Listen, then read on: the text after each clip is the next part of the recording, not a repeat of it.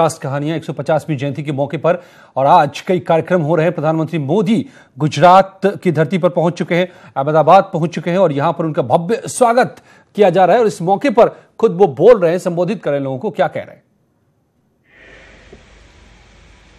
जो वहां के जाने माने गायक हैं, जाने माने संगीतकार हैं, वे लोग वैष्णव भजन तो तेने रे कहिए इसको गाएं। आप हैरान होंगे वैष्णव भजन किस भाषा में है, ये भी जिनको पता नहीं है। ऐसे दुनिया के 150 से अधिक देशों के गायकों ने वैष्णव भजन गाया। और इन दिनों दूरदर्शन पर देखते होंगे आप, हर दिन अलग अलग देश के गायकों के द्वारा बापू का एक प्रिय भजन आप टीवी पर देखते होंगे। उसमें से कुछ लोगों को जब मैं यात्रा में गया तो मेरा मिलना हुआ। कुछ लोगों ने मेरे सामने फिर से गाया और हाथ में बिना कागज लिए वे लोग वैष्णव भजन गा सकते थे। मैंने कुछ लोगों से पूछा कि आपका ये गाना तो गाया गीत आपने, लेकिन इसके अर्थ को समझते हैं क्या, उसको इंटरलाइज किया है क्या? और मैं हैरान था।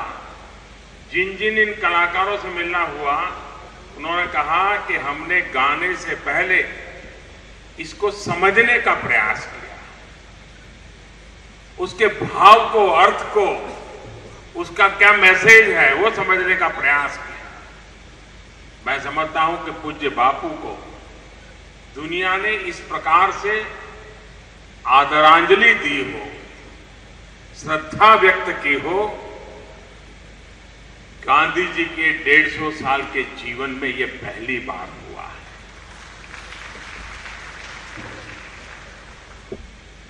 और इसलिए और हमारे लिए गांधी अमरत्व से जुड़े हुए हैं। गांधी आज भी है, गांधी कल भी होंगे, आने वाली पीढ़ियों के लिए भी होंगे, हर किसी के लिए होंगे। हर समस्या के समाधान के लिए कहीं न कहीं गांधी की महक मिलेगी।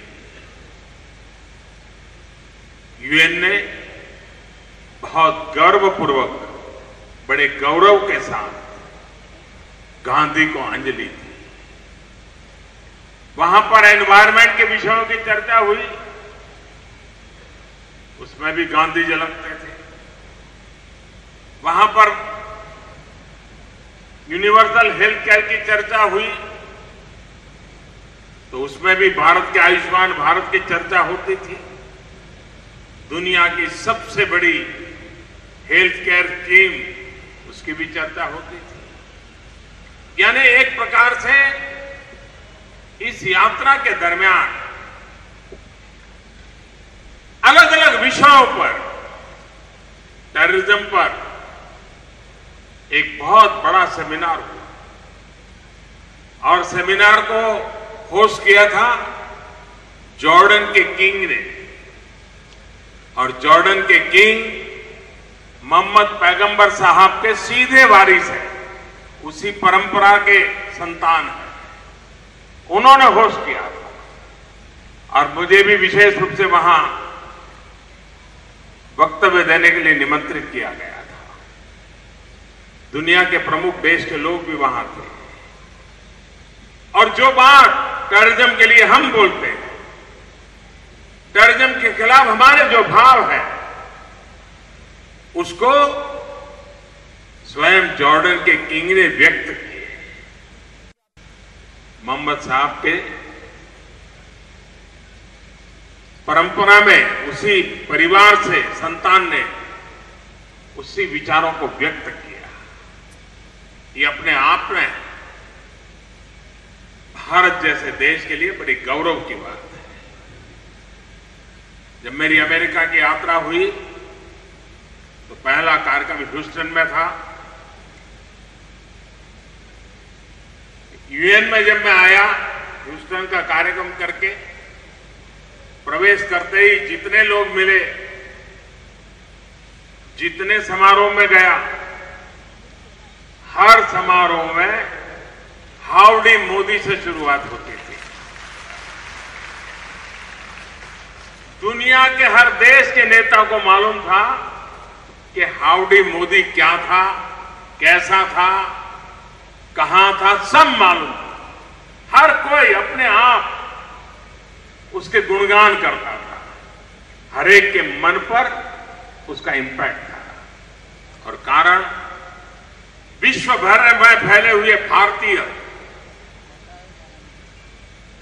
आज भारत के पासपोर्ट की इज्जत, उसकी ताकत बहुत बढ़ गई है। जिसके पास हिंदुस्तान का पासपोर्ट होता है, दुनिया उसके सामने बड़े गर्व के साथ देखती है, इज्जत के साथ देखती है, सम्मान, सहज अभिव्यक्ति होता है। और विश्व भर में फैले हुए हिंदुस्तान के हमारे भाइयों बहनों में भारत का जो बदलाव है, बदलता हुआ जो हिंदुस्तान है, उसने उनका हौसला बुलंद किया।